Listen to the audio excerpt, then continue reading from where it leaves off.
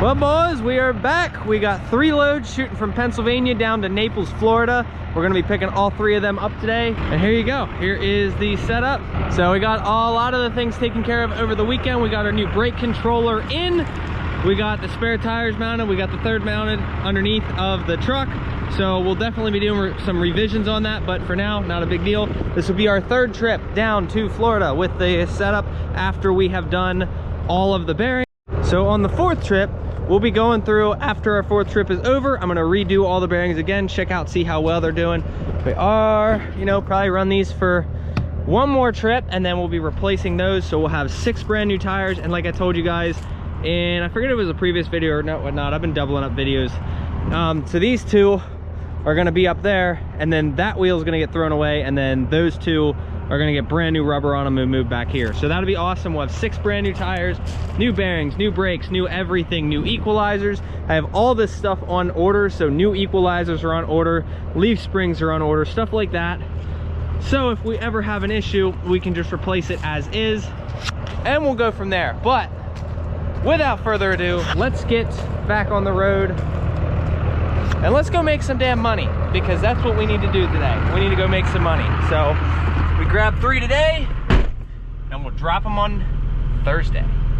That'll be super simple, actually. They're in PA, so I'll be able to shoot right down to Naples. Realistically, I'll probably be damn close to Florida I'll probably be in Florida tomorrow, let's put it that way. All right, there she is, number 1. We got us a nice blue Audi. That one is gonna go on the front. We have about 1 hour and 43 minutes to pick up the next one. So let's get out of here, go pick up number 2. This was literally 25 minutes from my house. Perfect. Well, back to these low mileage Porsches. This thing is, turn that off. This is really light. It's automatic. There we go.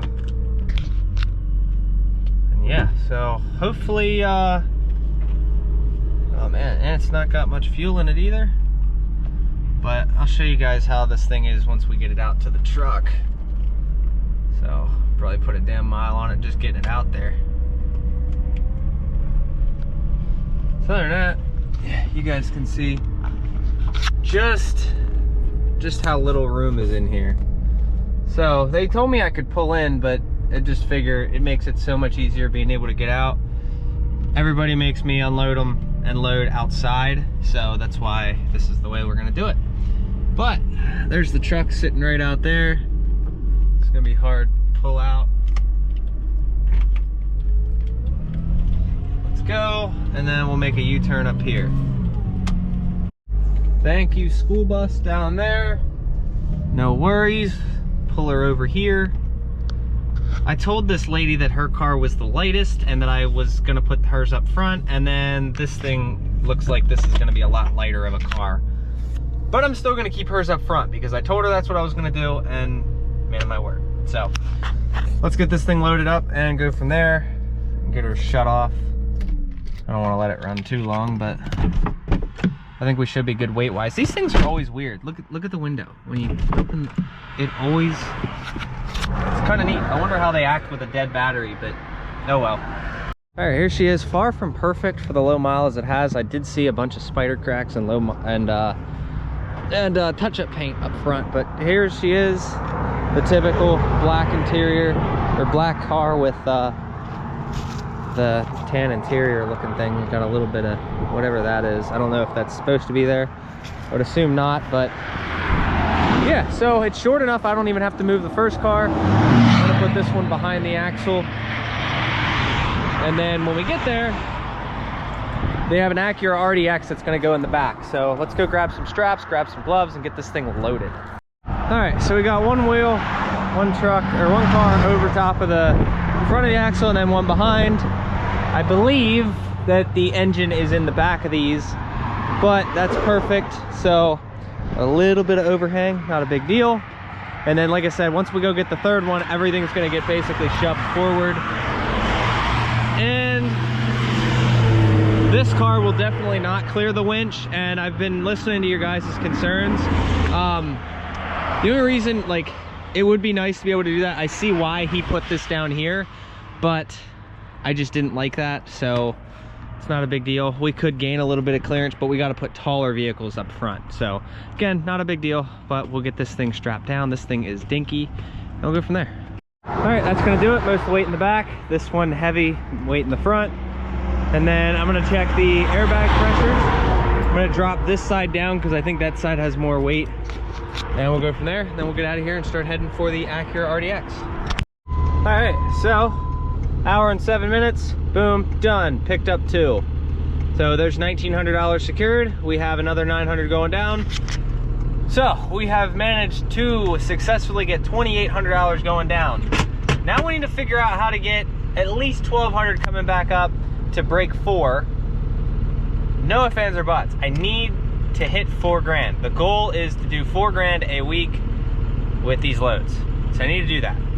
Because when I was running before, I was making a lot more money, but now it's like, now I need to figure out how I can do that and be home every week. And if I can do that, then we can start shooting for higher numbers. So that's basically the goal right now. So home time's the ultimate goal, then revenue. So revenue is what we're working on next. So let's get it. All right, so we're gonna move this one all the way up, move this one right behind it, and then we have the Acura down there. So let's see. All right, grab the key. All right, all 3 are loaded. We got this one just a little bit before the winch. This one here, look at that, about 2 inches, and then this one back here, again about 2 inches. So, and then even more clearance because of that there. But we'll see. And we were able to get the wraps put away, and we only stick out, you know, about 1.5 feet. So let's get this show moving. I gotta stop at the auto parts store because, well, here, let's also kick this guy out of, well, screw it. Gotta start at the auto parts store because, look at that. Somewhere along the lines, we're losing some coolant, so I think we need an O-ring. Easy fix. Let's back all the way up the road and get out of here. There we go. Back around,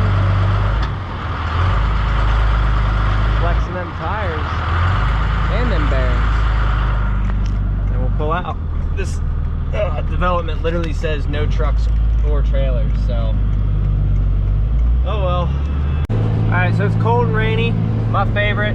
We just need to go and get an O-ring from one of the auto parts stores, and then we'll be good. We'll go fill her up with coolant, but for now I think we're doing all right. Yeah, it sucks losing a little bit of coolant. Like the truck, this weather today, the truck will not warm up, but when we're climbing mountains, it'll get a little hot. So I think that's the last coolant leak I got to fix on the truck. I thought it was taken care of, but apparently not. So I'm just gonna go get the O-ring and be done with it. So this is pretty much what it looks like at night with no, the oil pressure gauge gone, check engine light, seat belt light, and check gauges light. Like, it's really nice to have all that stuff out. Really can't wait to get the iDash and get rid of this stuff, but again, that'll be next year sometime. So not gonna spend any more money this year on this project. I do think it came out super clean. You'd never notice. You know, that looks definitely a lot better than it was, and also having a oil pressure gauge that was 0. The oil pressure gauges on these trucks are fake anyway. They'll give you a false readout. Just basically they'll show you what they think a consumer would want to see.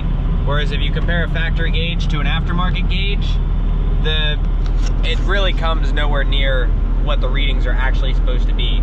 So whereas right now I'm cruising at like 62, I can't even remember what the gauge looks like at this point, but it would go nowhere near that high. And the only way the oil pressure light will come on is if it's too late. So yeah, that's basically all it is. It's just basically an oil pressure light, not really a gauge. So a light with an arm is what they call it. All right, well, hopefully you guys can see all this. Okay, we got all 3 loaded. We are booking. We should be down in Florida damn close by tomorrow, because I have like 7 hours, or when I picked up the last one here, let's see, over this way. So when I picked this one up here, I still had about 7 hours on the logbook left. So I will definitely be in Florida by tomorrow, not a problem. So that makes it all work out for me. Let's see, no touching, and this one over here, not touching. And then we got one more. And look at that, not touching. But it's looking like we may be experiencing a bag problem. Because this side seems to be squatting pretty good. This is actually squatting really good.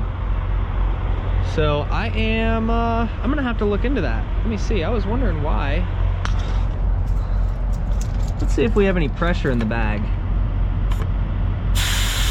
We do, but for some reason, let's check this other one. I'm gonna refill this anyway, but let's check this other one. See, there's plenty in that. See if we can't snap any leaf springs right now. There we go. So, let's see. Oh man. I wish you could see my finger in there, but there's like no room there. So we'll fill that back up and then we'll get going. But I definitely feel like something might be wrong, but I don't know. Spare tire is still surviving. Somebody said those ratchet straps that are under there are gonna rust pretty quickly, and I really don't think they are because of the oil leaks and whatnot. So I think it'll be all right. Tire, go around, kick everything. So basically, just want to go to the bathroom, heat up a Wendy's burger, and get out of here. That is a nice truck down there. Beautiful. So let's get this all said and done. Refill up the bags. I put like 90 pounds in them. I have like 7,200 pounds on the bags, which realistically I should have put this car first, but I'd already promised her that I was going to put hers first, so not a big deal. But yeah, so we are still definitely within.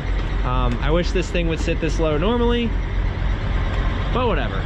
You know, you can see just how much it'll squat without the airbag. So it dropped a good like 5 or 6 inches without the bags inflated. But I like two-wheel drive trucks because I don't know if you guys can see me, but I can literally reach the bottom of the bed from right here. And especially without these big obnoxious dually flares. Look at this. You guys can see that. I can literally reach in the bed and I can reach in the toolbox. These mega cab flares should have came from the factory. We'll start doing at the, you guys can see, my dad actually did that one, but I'm gonna sand all that down hopefully in the next week or two. A bunch of guys will sit here and ask me, is it a good time to get into hot shotting? You tell me. $4.25 a gallon for diesel. Stupid.